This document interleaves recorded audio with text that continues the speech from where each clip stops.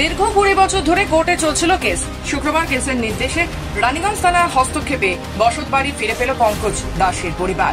প্রসঙ্গত, দীর্ঘ 20 বছর আগে পঙ্কজ দাস ও হীরেন্দ্রনাথ দাস দুই ভাইয়ের পারিবারিক বিবাদের ফলে বসত বাড়ির দখলদারি নিয়ে কোর্টে কেস হয়। দীর্ঘদিন যাবৎ চলে কোর্ট কেস। তবে শেষমেশ শুক্রবার রানীগঞ্জ থানার হস্তক্ষেপে পঙ্কজ দাসের পরিবারকে সেই বসত বাড়ি পুনরায় ফিরিয়ে দেওয়া হয়। কোর্টের নির্দেশে রানীগঞ্জ থানার হস্তক্ষেপে খুশি পঙ্কজ দাসের পরিবার।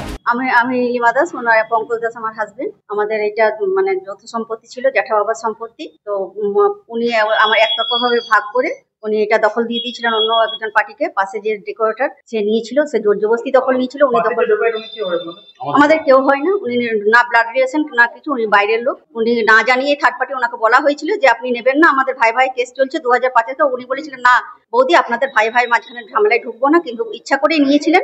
নিয়ে পরে হ্যাঁ, হীরেন্দ্রনাথ দাস ও দাদা জ্যাঠার ছেলে, উনি মারা গেছেন।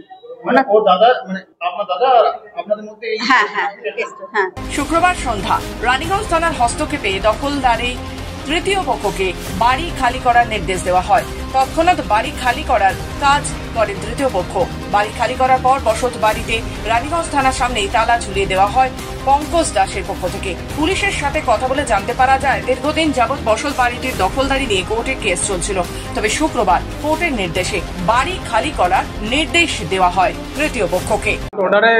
ওনারা ছেড়ে দিলেন, দিয়ে আমি সেটা ওনাদের কোর্ট অর্ডারটা আমি ক্যারি করছি এখানে। কোর্ট অর্ডার বড় ঘরটাই স্যার খালি করতে কি হয়েছিল এই জায়গাটাতে, এখানে হঠাৎ করে আপনারা এলেন কেন? কি বিষয়টা? কোর্ট অর্ডার আছে, কোর্ট অর্ডারে ওনাকে পজিশন দিতে বলেছে। আপনারা কি পজিশন ওই তো নিল, আপনারা দেখলেন তো।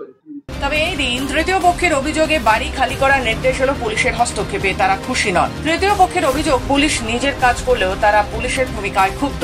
আমাদের বাড়ি বন্ধ করার কোন একটা কারণে, সেই কারণবশত কোর্টে অর্ডার হিসাবে যে আমাদের এগেইনস্টে যিনি ছিলেন উনি তালা মারছিলেন, উনি যে তালা মারছিলেন তার ভিডিও একটি আমার কাছে আছে। এবং আমি যখন ভিডিও করতে যাই বা ফটো তুলতে যাই, মেজবাবু, আমাদের রানীগঞ্জ থানার মেজবাবু, কোর্ট বলেছে তুমি চাবি মারো, চাবি যেমন তুমি করো, সেটা পুলিশ বুঝবে। কোর্ট তো বলেনি যে তুমি ওদেরকে খালাকারি করে দাও।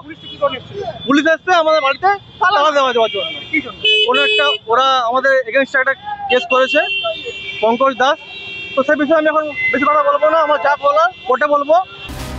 তবে এই দিন রানীগঞ্জ থানার হস্তক্ষেপে কোর্টের নির্দেশে বাড়ি ফিরে পেয়ে অনেকটাই স্বস্তিতে পঙ্কজ দাসের পরিবার। রানীগঞ্জ থেকে কৃত্তিবাস রুই দাসের রিপোর্ট, খবর বাংলা।